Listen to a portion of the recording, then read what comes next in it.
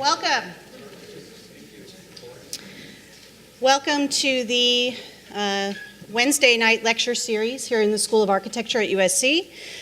Delighted to have so many of you here. It's really fantastic. So thanks for everyone for coming. We have lots of Charles Birnbaum groupies in the audience in addition to our students. So that's really fantastic. We appreciate you making the trek to campus and coming here to join us for tonight's talk.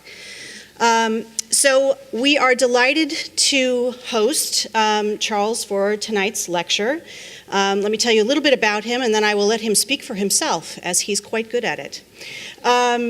So Charles actually did his undergrad degree in landscape architecture, a 5-year degree from Syracuse University, and subsequently went on to become a Loeb Fellow at Harvard and to do a Rome Prize several years ago. And he has done a lot of different things in his career path. He has spent 10 years in private practice, then transitioned to running the Historic Landscape Initiative at the National Park Service in Washington, D.C. And while he was doing all of that, because it wasn't quite enough, he then began a new nonprofit organization, which is called the Cultural Landscape Foundation, which he did at the same time as he was at the National Park Service for a while.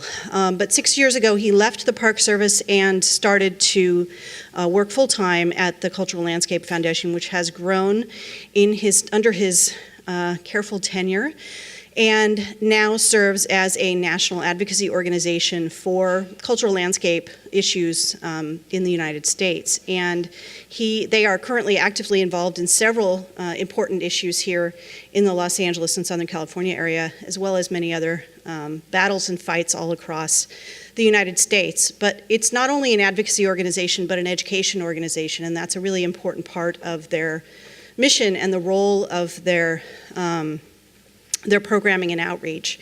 And I know that he'll talk some about that tonight. It's really a terrific organization. I encourage you, if you are not familiar with it, to take a look at their website, which is very robust, incredibly rich, with a lot of wonderful information, including some really amazing biographies of a lot of the landscape architects who have been in practice in the United States, who have had a really significant impact on the designed landscape in all across the country.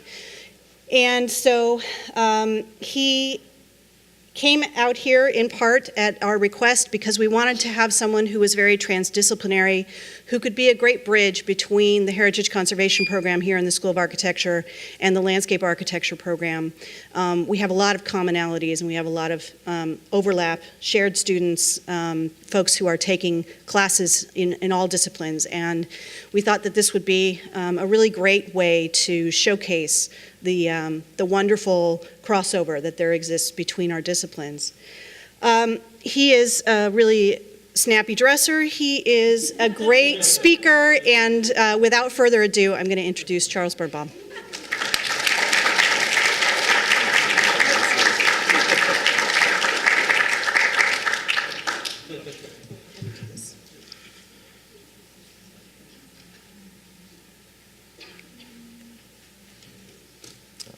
I think that's great. Is that okay? Yeah, how does that work for everybody? I think it's the right mood. Okay. Well, thank you all for coming out. May I just ask, how many are students here tonight? Wow, great. And how many of you guys are students in the Landscape Architecture program? And how about the Historic Preservation program? Other disciplines I haven't mentioned, architecture? Nursing? Okay. What I'd like to do this evening, the talk is kind of split into two parts. The first is kind of the things that I'm just kind of kicking around right now that I'd like to talk about, and that'll be about 25% of the talk. And then I'll get into some meat and potato issues, and really, in all of these, what I'm looking at is silo busting.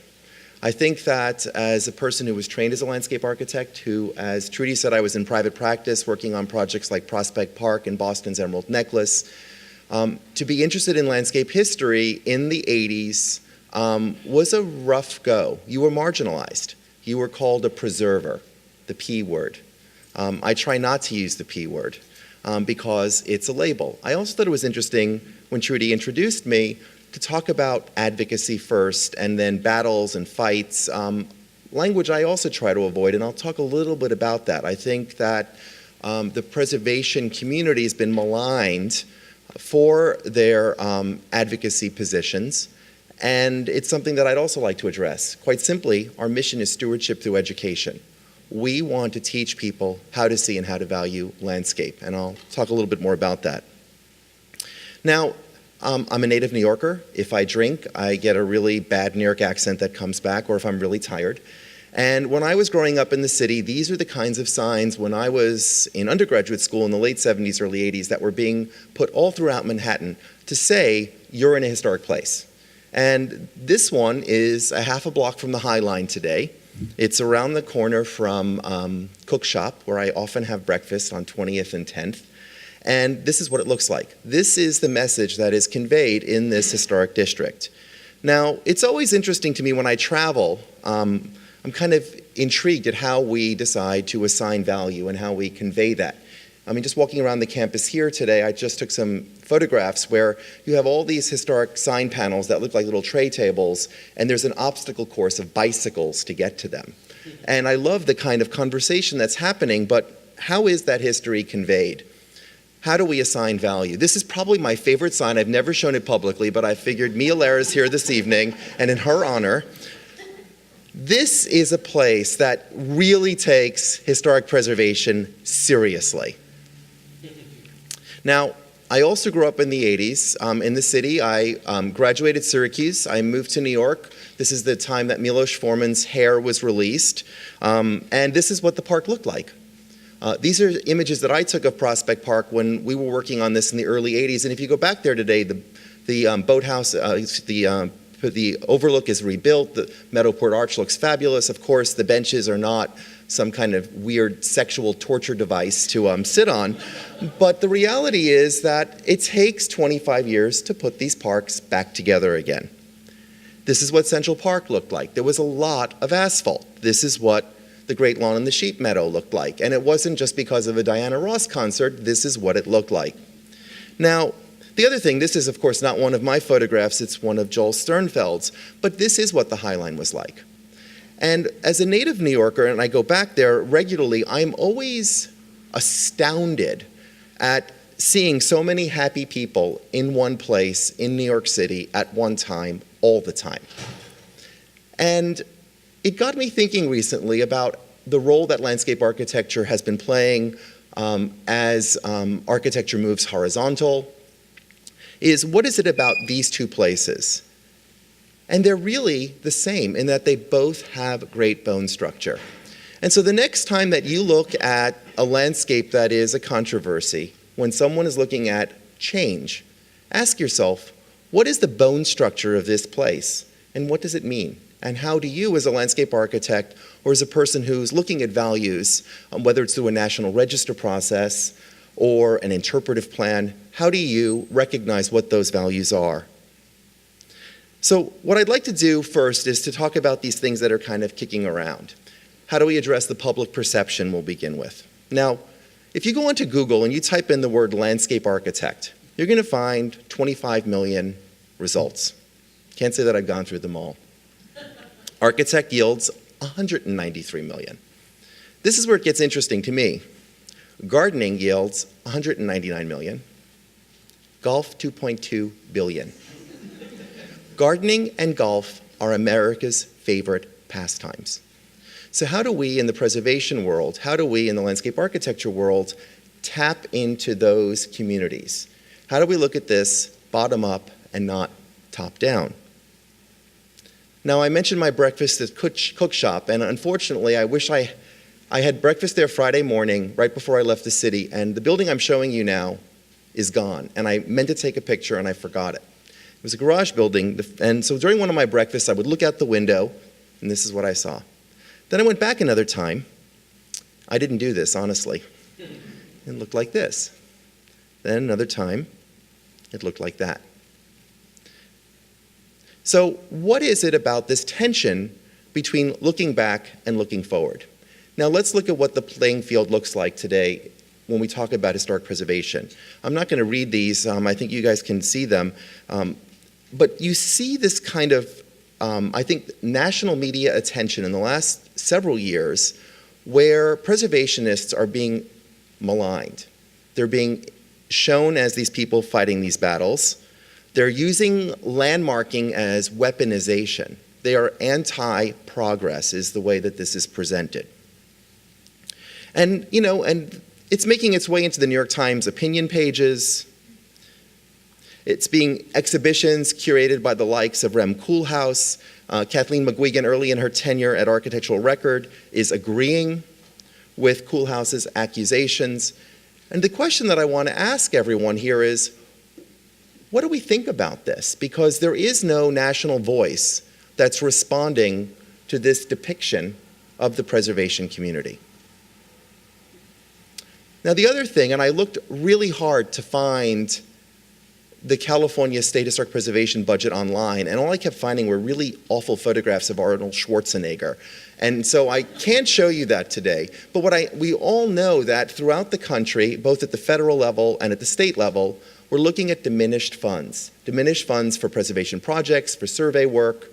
And it's astonishing and exciting to come here in the shadow of all of these efforts that are happening through the Getty to raise the visibility for modernism over these next months, because we've got to make these places visible.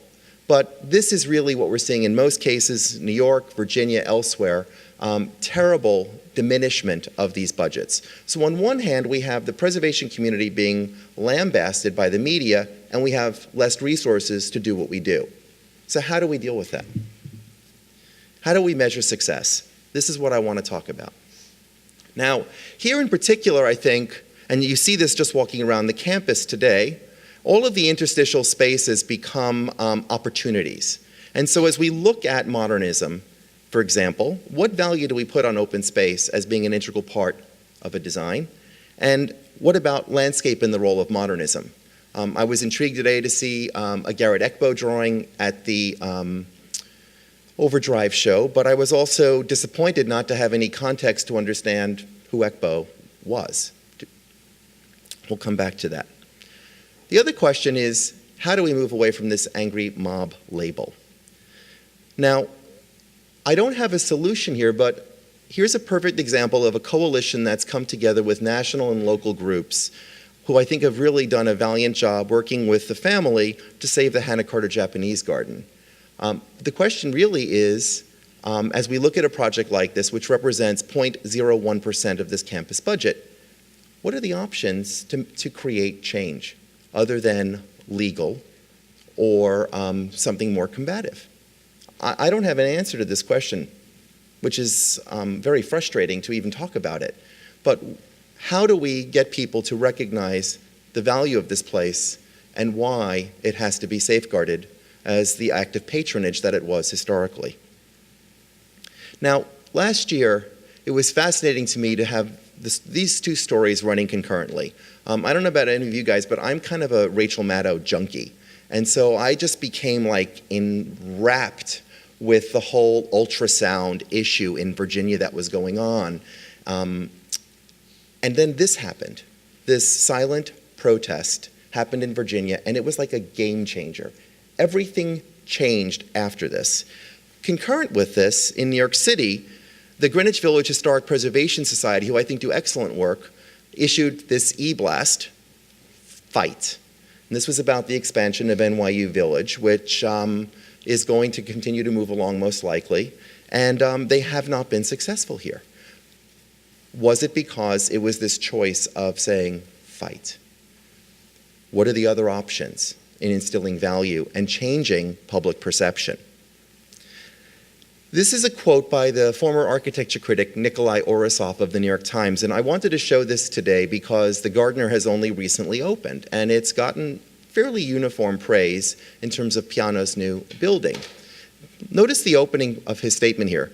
Well, the preservationists should put away their torches and pitchforks. So it's this imagery of Frankenstein. Now, there's two things about this property. First of all, the building that I'm showing you here was a carriage house that was built by Mrs. Gardner based on a postcard sent to her by Harold Acton. She liked it so much in its whimsical facade that she had her architects build it. I would argue that this was the most intact villa compound in the Back Bay. This building was torn down for the building program. The other thing that happened is, for those of you that know Boston, you would know that the Gardner Museum sits right on the Emerald Necklace. It sits right at the Muddy River with the best views up and down. It was originally called Fenway Court. It sat on the Back Bay Fens. Mrs. Gardner purchased the property the year that Olmsted Sr. had finished his 14-year involvement. And now when you go into the museum, you no longer enter on the Fens. You enter on the back side of the building. It's been reoriented, driven by its current program. This is the building. Now I ask you, how do you measure success? Later in this presentation, I'm going to talk about context, the context being the physical setting and the historical framework. In the case of the Gardner, I would argue that although the building may be successful when viewed in isolation, I would question its level of success when you view it against the context challenge. Now here's the other thing. This building, the Museum of Fine Arts, both sit on the Back Bay Fens. The Emerald Necklace, I would argue, is a World Heritage candidate, the first urban greenway in the world. 3 cultural institutions in Massachusetts, in Boston, could raise $1 billion in a decade. And yet, in the hallowed land of Olmsted, where his office was for over a century, the Emerald Necklace kind of raises plus or minus less than $1 million a year. Why is that? Why is it these buildings, these boxes, can raise all of this money, and when it comes to patronage, the landscape is much more challenged? So, how do you measure success?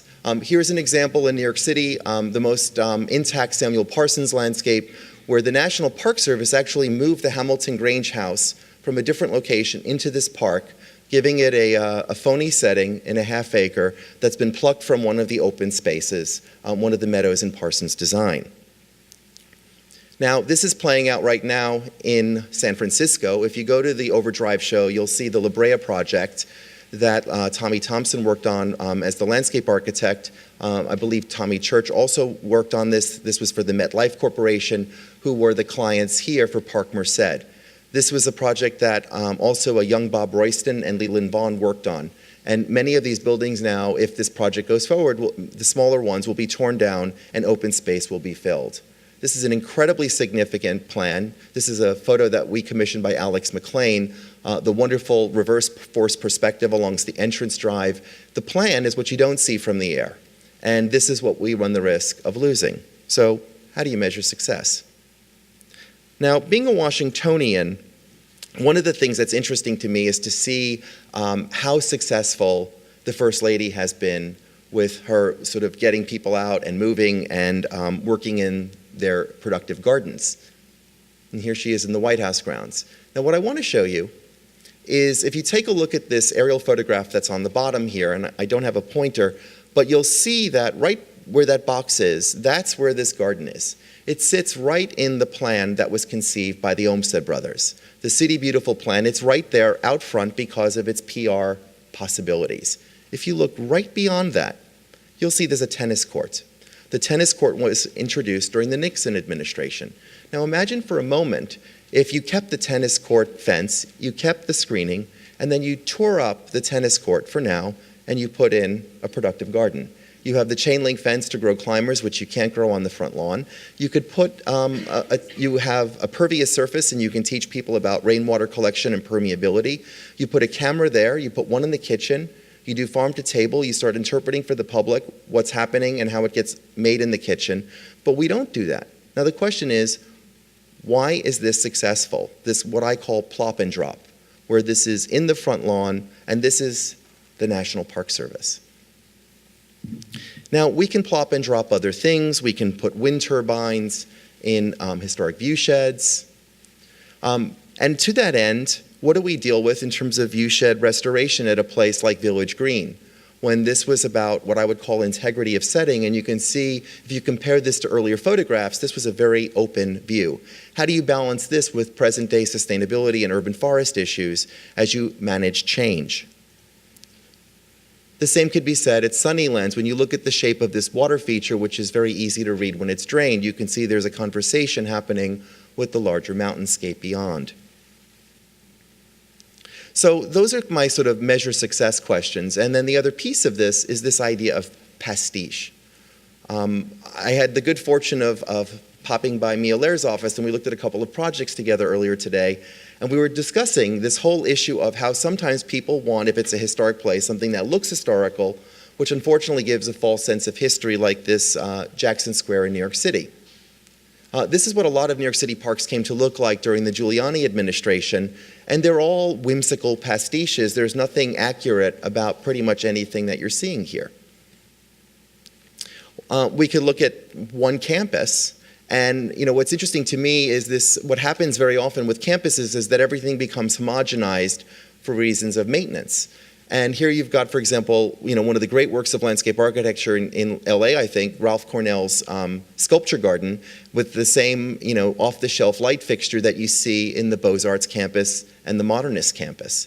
And I think very often we edit this stuff out. Why is this successful versus something that is discrete and modern that the eye edits out that is subordinate in the landscape? So here's the sort of challenge that I think we have today. These are the roles that we decide we're going to play out. It starts here, we're at the university, someone comes in and talks and you think, I'm going to be like that person. I really think that sustainability is my passion. So we know that we have the ecologist, he's traveling with his box turtle. Now, of course, that's not really the case, and we know Martha Schwartz is bad. She's sitting in an unladylike way. She's got some dark radical glasses and some phallus behind her. So we know she's a badass designer and we're not going to mess with her. Now, I'm only saying this because Martha put this on her book jacket and I feel like it's up for grabs if she does that. On the left, we've got the landscape architect Hubert Owens, who was the founder of the largest landscape architecture program in the US. This is the University of Georgia at Athens. And here he is with the very powerful Athens Garden Club. You know that they're powerful because today if you go to the Founders Garden and you pull up to the edge, there are parking spaces that say Garden Club parking only. So these women are powerful. They have demanded their own spaces on campus. So those are the preservationists, the ladies that wore the white gloves. Now, of course, this is not how the real world works, but this is what we do. You guys are looking at me like I completely disagree. I'm straddling all of these camps, and maybe you'll come up here afterwards and tell me how you're going to manage to navigate that. But it doesn't happen. I find that very often when I go to universities that we go down these paths. So how do we break loose of that? This is why I created the Cultural Landscape Foundation. This goal of looking at landscape as text. Although we tend to focus mostly on historic design landscapes, we do get involved through our landslide program in historic sites, vernacular landscapes, and ethnographic landscapes.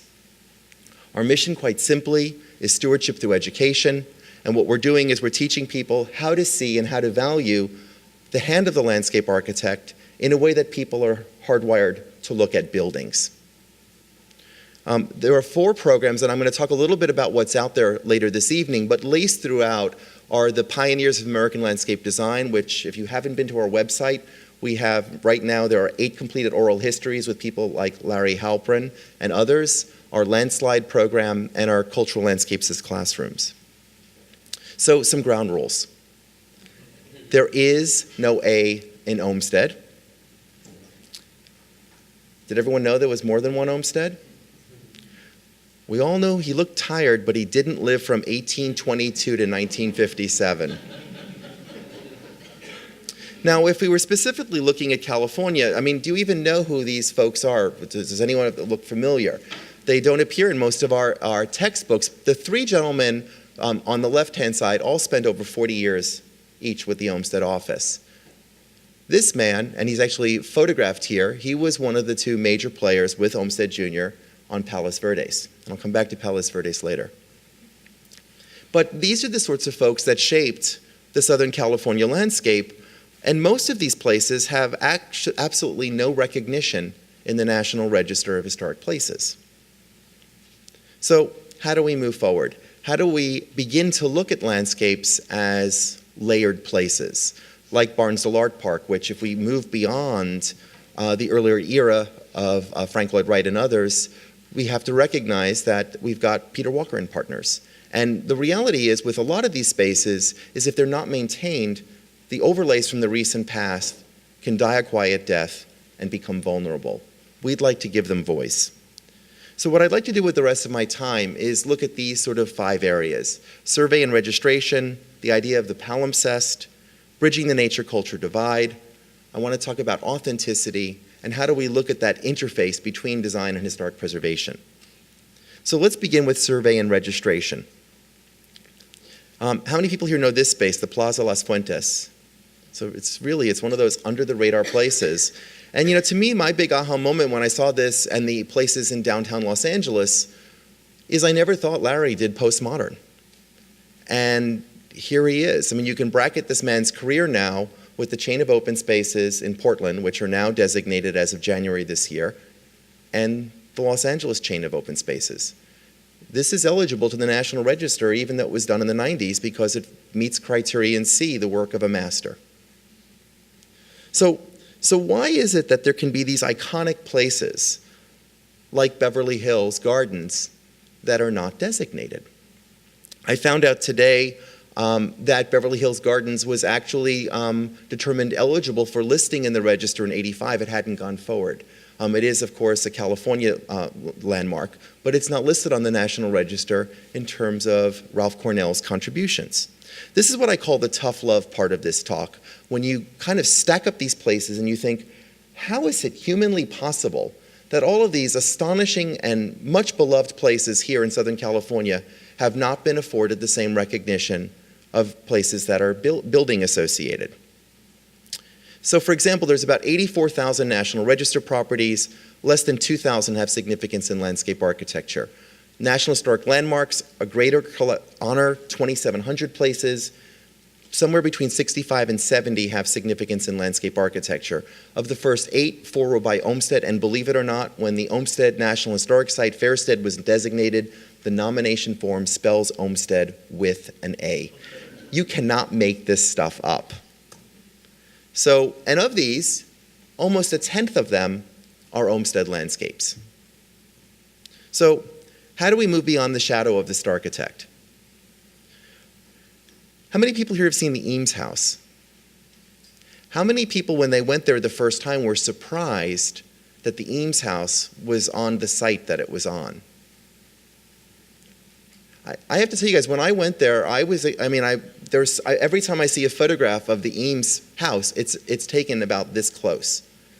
And you go there, and this was designated in 2006.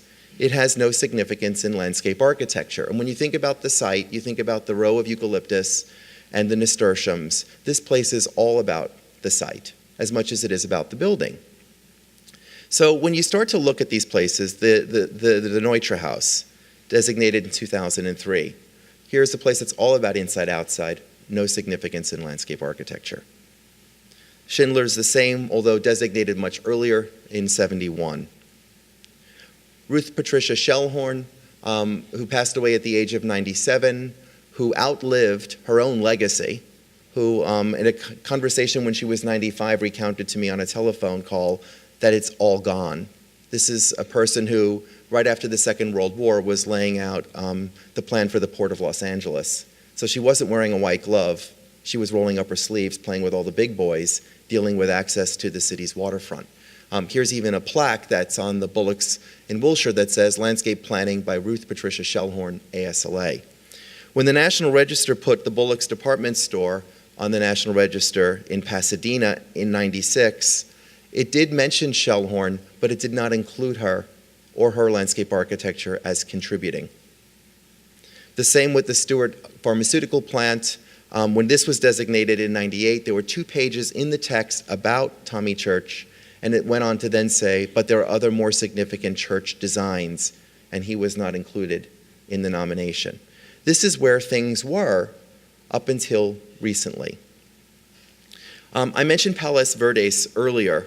Here also several buildings are designated. I would argue that Palos Verdes is one of the most significant Olmsted projects in the firm's 100-year tenure, straddling 16,000 acres, and yet the landscape is not designated. And this continued right through to Sea Ranch, where you have Halpern, who was engaged for 3 decades. This courtyard, which is as poetic as it was when it was first designed, which is an extraordinary composition. I took these photos when I was visiting with Larry, and we looked at this plaque together, which bears the names of the 3 architects and does not include Halperin's contributions. I'm not going to say much about a lot of these places. You get the picture here. Here's the Music Academy. Here is the wonderful Florence Yock landscape associated with it, also not designated. Rancho Los Cerritos, building, no landscape. Cornell, Torrey Pines, only the structure, not the site. These are extraordinarily significant landscapes for the state and for the country, all under the radar without the protection they would be afforded with designation. The Presidio as well, where even the cornerstone of the building recognizes the architect and the landscape architect, but the designation does not. Now, I do think, so that was my tough love, and this is when you all think, oh my gosh, I need a drink so badly, this is so depressing. I do think things are really changing. And there are many people in the room, both in the architectural history field and landscape architecture field, who are helping to change this. First example I'll point to is in Santa Barbara, which this nomination, when it went forward when it was elevated to become an NHL in 2005, it included significance for the deforests in landscape architecture. The other thing that I think is very interesting, and this is where I think modernism has been very helpful in terms of really lifting landscape architecture up, is that what we're starting to see is a pattern where there are shared values that bring a nomination. So whether it's the Glass House or it's the Miller Garden, where the theme is architecture, landscape architecture, transportation, and engineering, and in large part it's because of Gary Hildebrand's monograph. For those of you that are working on thesis at this point, we have to write about these places, publish or perish. When we get the words out there, and this is a case in point, half of the endnotes in the National Historic Landmark Theme Study that was done in 2000 were from Gary Hildebrand's 88-page monograph. If we research, if we make these narratives available, the designations will follow. The same with the Gropius House. So all of these, I'm happy to say, include significance in landscape architecture. So we're seeing a shift now at the modern residential scale to be more holistic. Now, one of the things that I think that we need to be focusing on is this idea of context. In Los Angeles in particular, I think that there is a continuity and contiguity of postmodern work, both at the urban scale, the residential, and the community scale, that doesn't exist anywhere else, where it's architecture and landscape architecture together. These are the places now that I think we have to start turning our attention to, especially while we have many of the designers who are not sunsetting, who are at the top of their game, who can step back and reflect on this work. How many people know this publication? Trudy's got copies and they're available. Who would like one this evening? Raise your hand. Look at this. Trudy, you were worried about having these in your office. This is a great little guidebook. This is a start. This is the kernel. But how do we begin to codify the landscape architecture that is here in Los Angeles? In the state, and I wanted to just show you what a few states have done. In the state of Rhode Island, for example, the state has actually published a thematic context statement so that it begins to have, and this is free of charge from the Rhode Island Historical Commission. It is a context statement for all types of landscapes spanning 200 years of landscape architecture. In the state of Maine, they spent a decade with the Maine Historic Preservation Office and the Maine Olmsted Alliance documenting several hundred landscapes under these 4 thematic groups. One of the things we were able to do with a grant from the National Endowment for the Arts is get all of this information loaded into our What's Out There database, where it had previously been living in file cabinets. And I'll talk about that more in a minute. In Florida, 2 University of Architecture faculty, Rocco Seo and Joanna Lombard, worked with 37 students to create an exhibition and a book on the historic landscapes of Florida. Beautiful drawings and really nice, rich histories that are also leading to designations. And then finally, the only state where I know where the State Historic Preservation Office has partnered with the state chapter of the ASLA is this little guidebook called Valued Places, Landscape Architecture in Minnesota. And this will hopefully raise the visibility for landscape architecture there, where, for example, in Hennepin County in Minneapolis, only 4 works of landscape architecture are designated out of 147 in the region. So what I want to do is spend a moment telling you guys about what's out there. And can I just ask, how many people here have been to this on our website? Okay, so great. I'm glad we're talking about it. What this is, it's a finding aid for landscape architecture. So right now there's over 1,300 sites. You can search by a landscape type. There are 27 types and 51 subtypes. There are 14 styles. You can search by a designer. There's over 700 profiles of designers in the database. And you can also search by a location. By May 15th, you'll be able to take out your iPhone and hit a button that says what's nearby, and it will tell you any landscape within 1 to 50 miles of your choice. So if the next time you're on a business trip and your plane is canceled and you've got 4 hours, hit the button and see what you can see before you return your rental car. So here, for example, public park, you might click on this. It gives you a definition of the public parks. Here we might be looking at park systems, and up pops the Los Angeles Open Space Network. For each of the completed entries, there's about a 250-word profile. There's anywhere from 6 to 12 images, so it's also a resource for designers. There are the critical links to those that worked on the project, and then through those links you could look at their other works for context. So for example, Ralph Cornell, who I mentioned earlier, would have a profile. You'll also notice here after the short profile, very often it says there's a longer biography which you can read, and then you could look at all of the projects. You can do the same for Olmsted, who has multiple pages, as you can see here. Here's Lawrence Halpern with long and short bios, and then on the right-hand side would be all of the related content posted about Halpern. You can also do sample searches based on geography. Here, for example, are all the Lawrence Halperns in landscapes in California, or those just in Los Angeles on the right-hand side. And then in terms of definitions for types, as I've mentioned, we currently have 14 types. We're actually laboring now on postmodernism and what we're calling eclectic, which is sort of this catch-all phrase for revivalism gone amok, which happens a lot more than we thought when we started this. So the second thing I wanted to talk about here is this idea of looking at the palimpsest. Again, you'll see that you've got a situation where you've got a 1920s work of architecture with now a landscape that is significant in its own right, overlaid, with no way of thinking about that as a historic resource currently. So the insertions might include Halpern's work here. It might, as I mentioned earlier, Pete Walker be in Barnsdall Park. How do we begin to bracket this work and think about the stewardship implications? Now, the thing that's interesting to me is this idea of doing period plans. One of the things I often see landscape histories that get written, and they tend to be chronologies with pictures, but they don't include a series of plans that show you a site during different ownership periods. This was actually a drawing done during the early days of the Historic American Buildings Survey. It was actually called the Historic American Gardens Survey, and it didn't last. I don't know, it's because maybe it was called Hags, and people didn't like that. But nevertheless, in the mid-1930s, landscapes were being documented, and conjecture was being articulated. Things were shown with dash line when there wasn't a confirmation for authenticity, but this was being done. Additionally, excuse me, also in the 20s, this is the work of Charles Sprague Sargent, who was hired by the ladies at Mount Vernon to assess their vegetation. This would be comparable to a plan that someone would do today for vegetation management and renewal. He was assessing all of the trees and saying these were from Washington's time. These are trees that have been introduced that shouldn't be here and they should go. And here's a plan for replacement of those trees that have been lost. This was in the mid-1920s.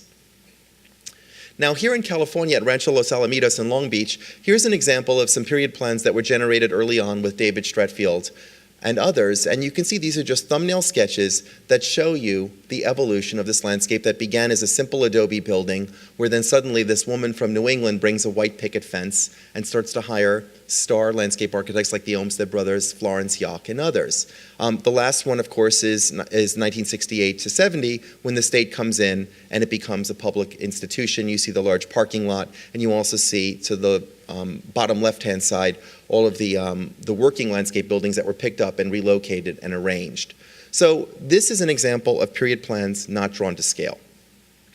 These are period plans recently generated by Heritage Landscapes for the John Jay Estate in Rye, New York. These are the dates associated with them. These have been done at multiple scales, looking at both land management and land use, as well as close-up detailed plans. I wanted to show these because I don't see this kind of plan generated very often for landscapes.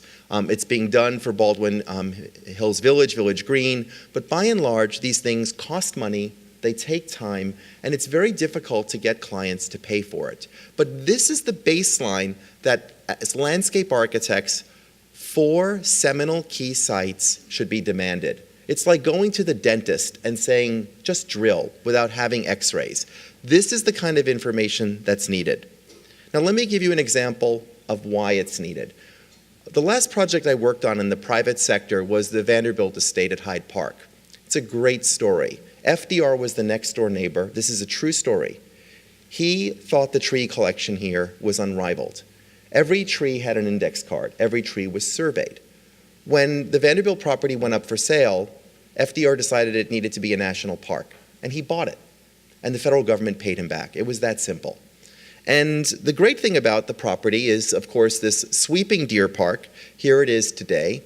And here it is in an 1830s drawing, which documents the earlier landscape by a little-known landscape gardener named André Parmentier. Parmentier had his nursery in New York. He influenced Downing. And here's the plan. So you see the historic core at the bottom here. If you overlaid these 2 drawings, every tree that you show in appled green is a tree that hasn't changed for a 50-year interval. So the big circle in the meadow on the left is a ginkgo tree that is over 80 inches, to give you a sense of scale. Things that are shown in blue are actually trees that were replaced in kind with the same genus and species because FDR demanded it. Those trees were all planted within 4 feet of their original location. Things that are shown in red are things that were introduced during that tenure. So for example, the parking lots that come in here with the Park Service, you see 2 big red circles. Those are 2 sweet gums. Unfortunately, sort of fall color hello me trees in the middle of a meadow.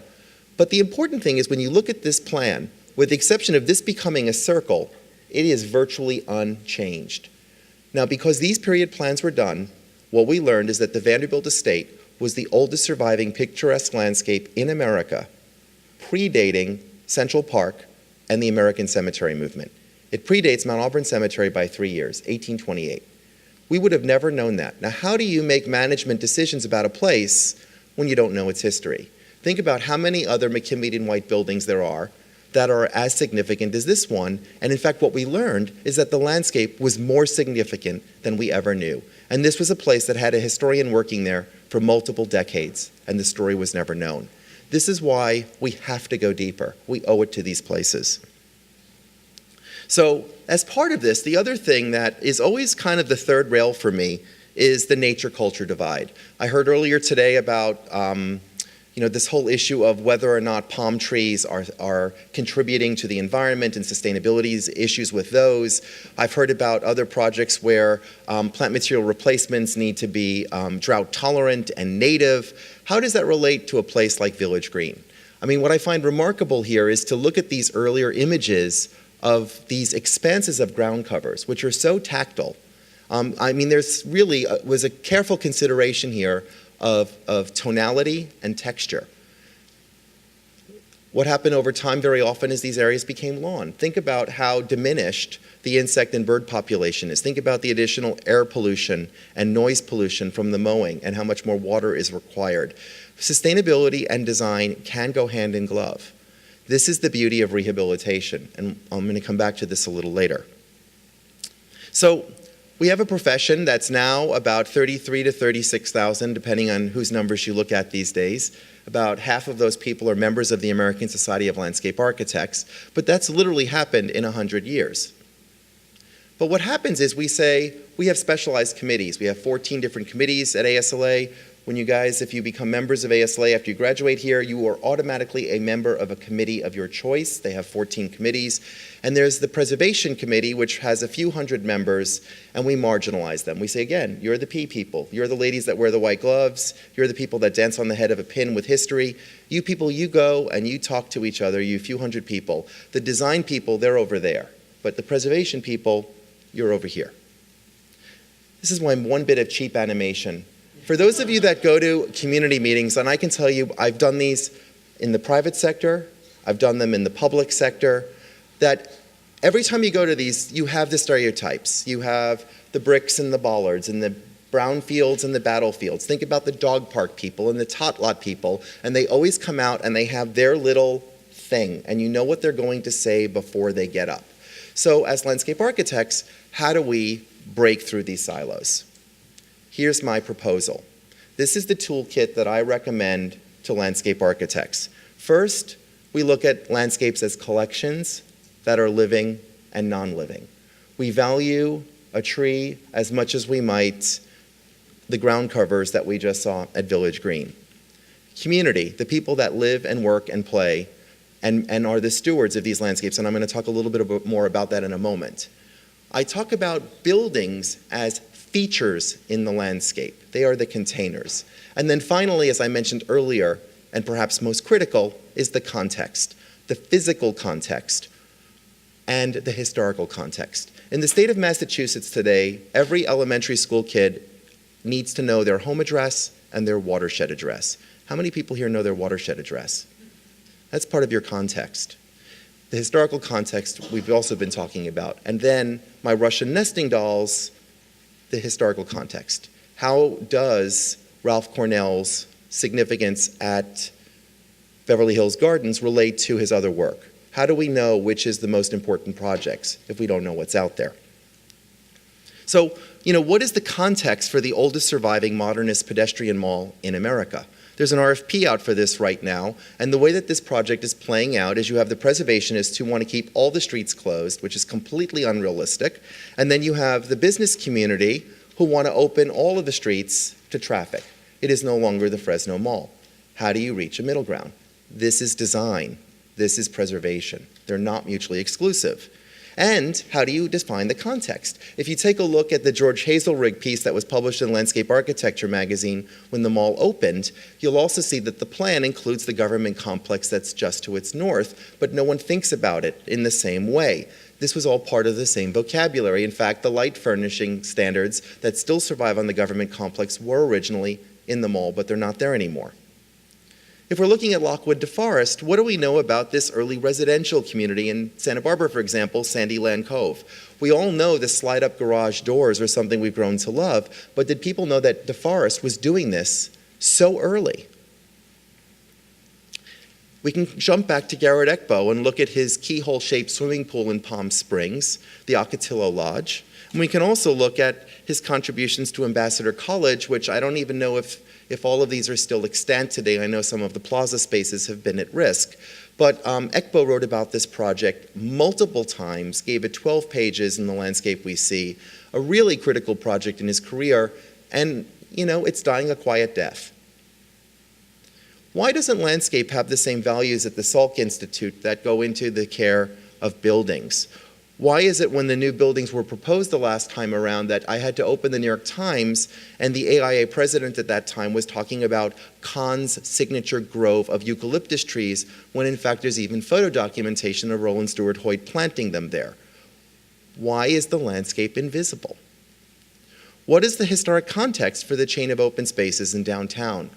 Why should we be scared of designation? Shouldn't we be moving forward now while these places look great and are still beloved, as opposed to when they don't look great and they don't have a constituency?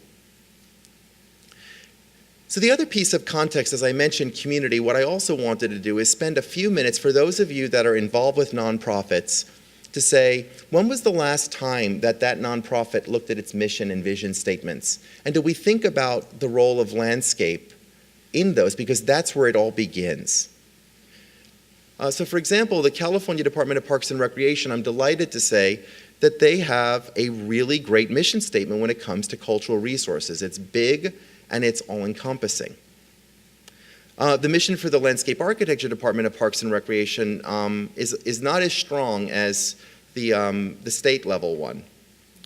Welcoming parks and recreation facilities and affordable. It sounds like something from the 1950s. I thought about this as I looked at the Baldwin Hills Village video in the Overdrive show today. It felt like Walt Disney should be, narrating this. It seems so old-fashioned. Building strong bodies 12 ways, building communities for the goods of stewards of our environment. The LA Conservancy, I really like this where it's interesting. It says historical, architectural, and cultural. And I think it's interesting that the pulling out of architecture, but then having cultural be the umbrella term for everything else. So it's like starring architecture, and then these other guys. Now we know, and I know Adrian is here tonight, I'm not beating up on the LA Conservancy. I think they've been a tremendous friend for landscape, and I would say that there's no other organization at a city scale that has done so much for modern landscapes than the Conservancy has. But I think it's interesting when you look at the mission, it just makes me wonder, they're actually ahead of their mission when it comes to landscape architecture, and maybe it's time to revisit it. I don't know, but I've just gotten myself in trouble, I think. I just got getting deeper. I made it worse, sorry. Pull that Band-Aid off. So here's San Diego, who we can beat on here. This to me is, I thought, the weirdest mission. The mission of San Diego Parks and Recreation is to acquire. That's number one. Acquire, develop, operate, and maintain a park and recreation system which enriches the quality of life for residents and visitors alike and preserve it for future generations. What's going on here? Like, I can't even make heads or tails out of that, so we're just going to move on. And then the California Preservation Foundation, this was my personal favorite. Diverse cultural heritage and historic places. This, to me, was just the most beautiful thing. I got teary-eyed when I saw this. I thought, this is what we're talking about in California. We're not saying architecture with an A. We can show this kind of imagery, which CPF's website does show. We understand that architecture's in the room. They are the elephant. Let's be broad to think about the dynamism of place in terms of people and culture. So I wanted to show this because this is how it relates to what we do as landscape architects and as preservationists.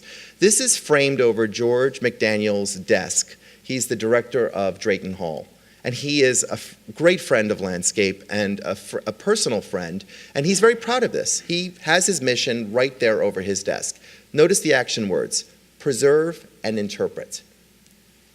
And this is a photograph from when Drayton Hall transferred to the National Trust. These are in the National Park Service files. You'll notice, for example, on the left, there's a little building in the black and white photograph that isn't there anymore. It's where you go and buy your tickets. This was picked up and moved when it was open to the public. The late landscape architect Robert Marvin had designed a landscape and a picnic area as part of this. So it's interesting to me that we're already moving buildings, and preserve and interpret is our mission. But this is what was interesting to me. So these are some of the new projects that are happening today. And it's not to say that these aren't good projects. They're wonderful projects. They're interpreting rice culture. They're interpreting the ecology for kids. This is not preserve and interpret. This is rehab. And so what we have at Drayton Hall is we have a different set of standards for the building, which is, if you've never been, it is a religious experience. I mean, it is preserved in situ, this house without phony furnishings. It's just abandoned, and it's romantic, and it's powerful, and it's wonderful. It is preserve and interpret. This is rehab. So the question is, for those of you that work with nonprofits, do you look at the mission and vision, and then look at that in relation to how it is applied across the boards to both your architecture and your collections, living and non-living?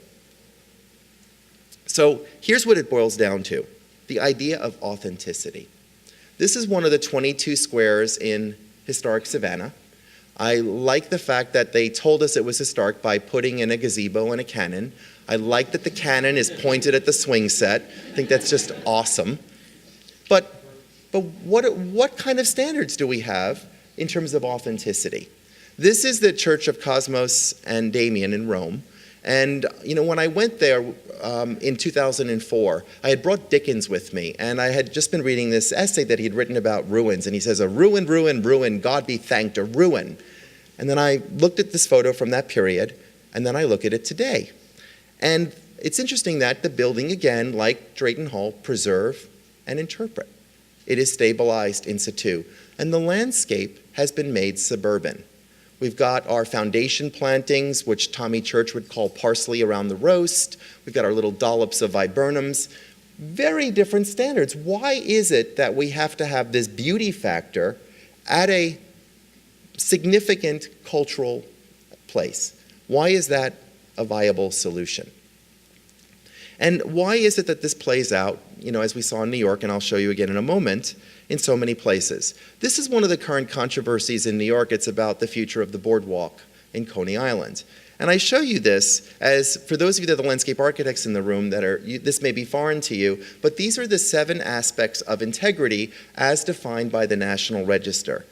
And when you look at this, what is interesting to me is how different this will be when it's concrete and it doesn't have that smell and that sound of wood underfoot. It's going to be a very different experience. It will not be authentic. It will be rehab. It is a design decision. It's a substitute material. So here, for example, is the opposite at Sunnylands, where they actually went back and recaptured. It was there the whole time. It was underneath these brick pavers that had come in later on at Sunnylands. Here's an example of revealing the authentic fabric that was there that had been underfoot. So the New York Times, I thought this was kind of weird that this came out on September 11th on the 10th anniversary. They published this story in the style section. Authenticity is the value of the moment. So as students of landscape architecture, when you work on a project, do you think about what's real, what is historic, what has value, and how your challenge is to make that visible, to have people see that, to give it value? Do you think about that as part of your toolkit, as your arsenal as a designer? Well, I'll tell you that politicians and people in the media today do. Here's Anderson Cooper in a very disturbing photograph saying, "In everything I've done, I've always tried to be authentic and real." What does that mean? Does that mean that he's not telling us the truth half the time, and only when he's holding an animal that I can't identify is he almost telling the truth? "I think I love to be my authentic self," says Katie Couric. My personal favorite, "I believe in being authentic as possible." So I guess there's some parameters to her level of authenticity. So this is something that I've been thinking about in landscape and in design. I mean, how do we let people know what's real? When Trudy and I were walking through the core of this campus earlier, what was interesting to me is that you go into these spaces where you have the Beaux-Arts campus meeting the modern campus, and then there's this connective tissue that's trying to unite it. And some of it feels so new and out of place, and other parts of it feels harmonious. So what is it about that not only lets that work, but it allows the real stuff, the good stuff, the earlier Beaux-Arts campus, the earlier Beaux-Arts era fountains, the modernist overlays by stone, that those then rise, they get to be the stars that they should be.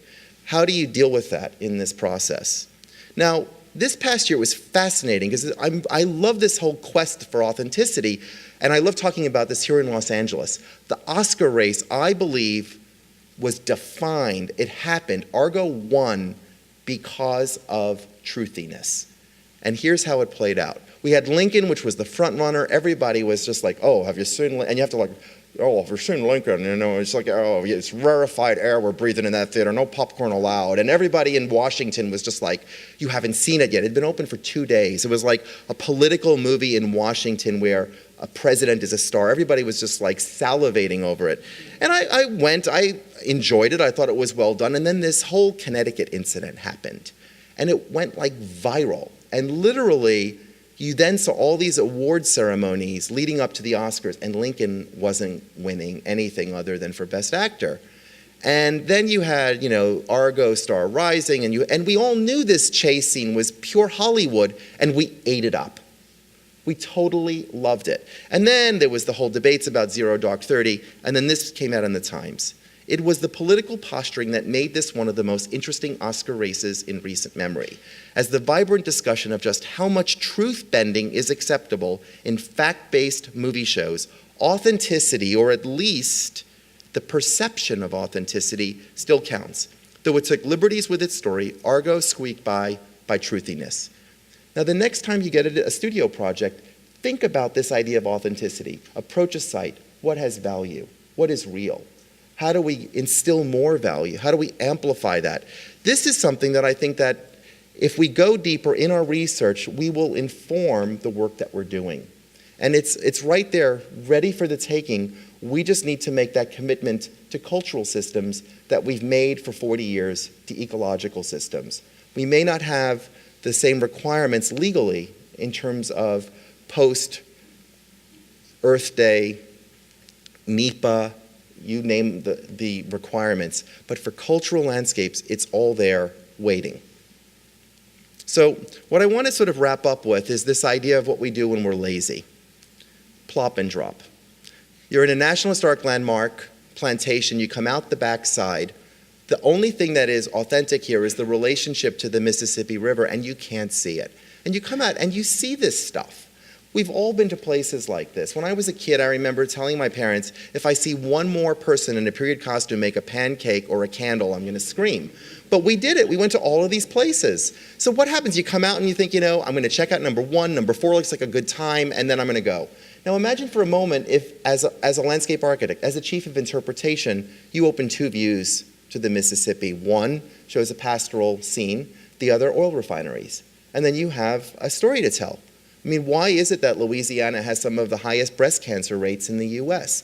There are powerful narratives that are buried in these landscapes waiting to be told through the lens of authenticity. But, instead, could you imagine if Kate Sessions was alive today, the mother of Balboa Park, a savvy businesswoman that provided all of these trees because the city provided her with water, and now she's got her own plop and drop. Here's an authentic bench that is part of this symphonic language of this larger landscape that Lockwood DeForest was responding to in the Santa Barbara Botanical Gardens. Here are the donor-driven plop and drops that happened under a previous leadership tenure. These look like sort of retarded stegosauruses. I mean, what is this? And they are not, about the view anymore. I can't even, you get the picture. But this is what we do. We accommodate these things. We have a program just like they had at the Gardner Museum, but we have these in a landscape. We have a community we're brought in to renovate a park. We have a playground that comes off of a catalog that's orange and blue or yellow and green. We have our dog park that's obligatory. We have all of these things that we splay out. How does this meet the landscape? What role does it play with what is authentic and there now? I call this poo-poo platters for the ADD generation. We just kind of splay this stuff out there. When is it pastiche? When is it preservation? What is the role in design within this context? Hideo Sasaki bemoaned in life that landscape architects had become a culture of 5 Bs: bricks, banners, balloons, Bradfords, as in pears, and benches, and that we splay this stuff out. I mean, this bench to me, I've always been intrigued at the Plainwell bench, which is incredibly popular back east, that the base of it looks like Mickey Mouse's feet. That there's this kind of post-Disneyfied pastiche that plays out in our streetscapes all throughout the US without a civic regional nuance. Here's the 1939 World's Fair bench designed by Clark and Rapuano, which played out in many Moses-era landscapes in New York City. Here it is in 19th century Boston in Martin Scorsese's The Age of Innocence. These things, for Scorsese, if you think of him as a sort of a site director, if you look at the titles at the end of this film, he had China consultants, food consultants, wallpaper consultants, and yet when it came to landscape, it was okay to be pastiche. And I hate to say this, but New York City has the plethora mother lode of these landscapes. I'm only going to show one today. This is Madison Square Park, a park that has been celebrated in paintings by Child Hassam. There's night shots of the Flatiron Building by Stieglitz. What I've always been intrigued with is this kind of cross-axial relationship between Fifth Avenue and the Flatiron Building. And if you look today, if you're on Madison when you start, you hit this playground. And the community needed a playground. The question is, why would you plop it right in the major viewshed and make it tall enough to obliterate the view to the Flatiron Building? Why wouldn't you take advantage of the perimeter fence? The Shake Shack people wait for an hour for a burger in New York. I mean, are you kidding me? And they do. And this is the kind of stuff that we splay out there. Yes, if you want to do head counts, it's successful. So is the Museum of Modern Art. But how much are people learning when they come out of the Bryce Marsden show? I don't know why there is no one asking these questions about what is real and what is not. And should we be able to distinguish, and how does it relate to a city's mission and vision for their stewardship of their parks? This fountain is a complete pastiche in this landscape. It also sits right next to the Shake Shack. You decide. When is it pastiche? When is it preservation? And I can just stack up these parks. This is City Hall Park. This is I don't even know what to call this, and I shouldn't even be saying this. I know it's being filmed. This is rape and pillage. This was a Jacob Ray Mould fountain that had been in the park, that had been dumped in the Bronx, and that was found by a historian. And then they brought it back, and then they did this to it. They put these ornamental furnishings on it, which were never there.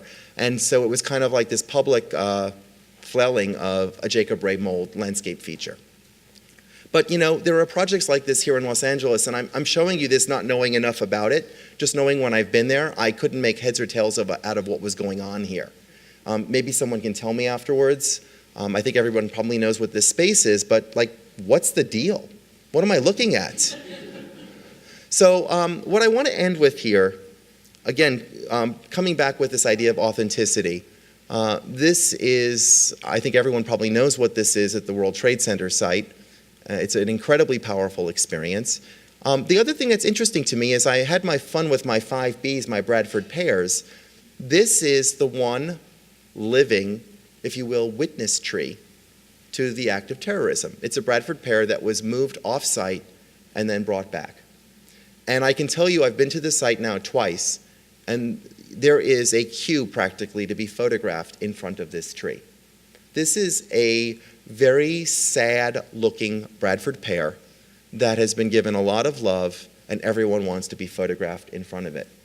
This is authentic. This is an incredibly powerful thing, and the designers really honored it in its placement and in its the way in which it's been presented.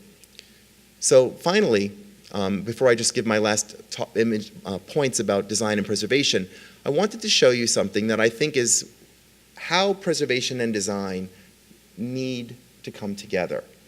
This is a survey that was done by the Smithsonian a couple of years ago. It was done at all 14 institutions. And what they did is they asked their visitors what people want in a Smithsonian museum experience. Number 1 is to see the real thing. When you look at a landscape, do you know what's real? 60%. Number 2, gaining information and insight, 40%. 3, spending time with family and friends. 4, feeling awe and wonder. Finally, feeling pride in America.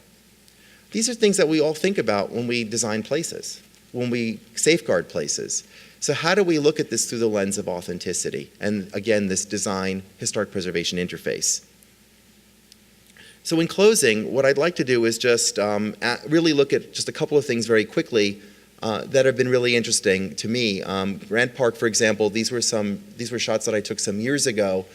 I've only been in the park for about 15 or 20 minutes a couple of months ago at night, and I was just delirious. I was so excited with these colors, and to me there was a connectivity happening within the downtown series of spaces, both at the Mark Taper and then continuing on.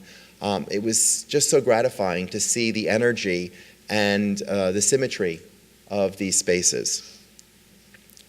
Now, for those of you that haven't followed on our website or through my HuffPost blogging, we've been involved in a project now for several years.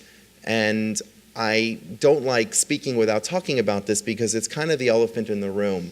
And for those of you that are students, I think that there are times in life where you've got to make some really hard choices. And I created the foundation because I felt that there wasn't a vehicle at the government to create the kind of cross-pollination that I think needed to happen.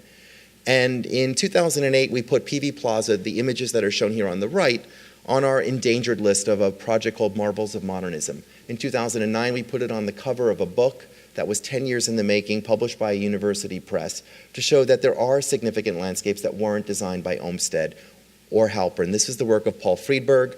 It's his seminal project, so we have the context. It's also the first park plaza design in the US in the modernist style. So Friedberg had taken this European approach and applied it here in the US. So it's not a park, it's not a plaza, it's kind of both. And it's something that still plays out today. Think about Symphony Soundscape, the Frank Gehry and West 8 space in Miami, which is a park plaza. So again, my Russian nesting dolls, I was able to say it's a masterwork of a man's career, and it is the progenitor of a type. And then there were some proposals that were driven by local politics that basically said you have to wipe it away. It has to go away. And so what we did, and this goes back to my taped mouth or fight, we went back to the original landscape architect who was then 80, and his office created these concept sketches. These are just concepts, but they showed that you can have change in continuity, that you can honor the current program without throwing out the baby with the bathwater. And this was critically important for us within the public arena.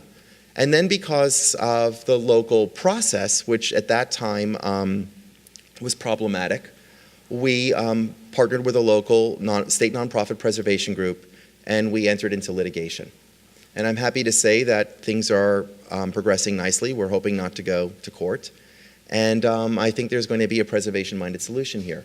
But it was a really hard decision to do this. But it had nothing to do with the design. It was completely about the public process. So the question is, how do you avoid getting in those situations? And I think what's interesting to me is that historically, the preservation field did look at this interface. I don't know how many people here have been to Society Hill in Philadelphia. It's one of the largest federal-style districts of architecture in the US. Look at these insertions that happened in the 60s. So you have people like Pei and Gergela and Collins, the landscape architect, using historic materials in a thoroughly modern way. There is a dignity of restraint that the past coexists with projects that were then being built in the 70s. And what's interesting today, now several decades later, to go back, they're revisiting these nominations, that many of these architects and landscape architects are no longer living, and these projects have stood the test of time because of the dignity of restraint. I also find myself thinking about projects like Lincoln Road in Miami. The street, as you can see in the top left, was originally open. Then it was closed when Morris Lapidus came along. There was one block, the 1100 block, which had actually been given back to traffic some years ago. This was a plan that had been done by Martha Schwartz. And then a developer came along and built this very celebrated building by Herzog and de Muren. The landscape architect was Raymond Jungels. And Jungels was basically told if he came up with these sketches and they could sell them to the city, that Jungels would be hired to design the 1100 block. And what Jungels does is, you can see here, he's channeling his hero Burle Marx. He's channeling Halperin's form of animating the street. He's using native plants and state-of-the-art technology in terms of water use and consumption. And he's creating something that can coexist with its own language that is also quite simpatico with the Morris Lapidus block that is one block earlier. So you have, like we have in Society Hill, this ongoing symphonic language.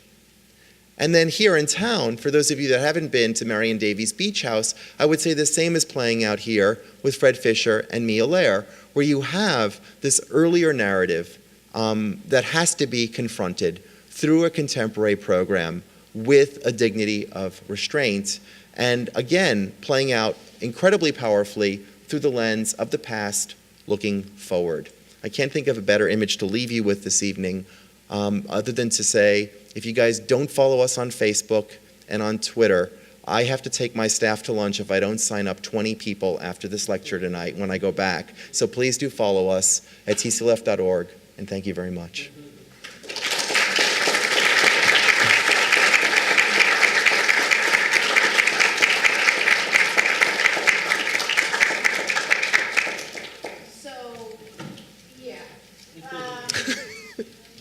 I don't know about that I'm not a fighter thing, because that was good.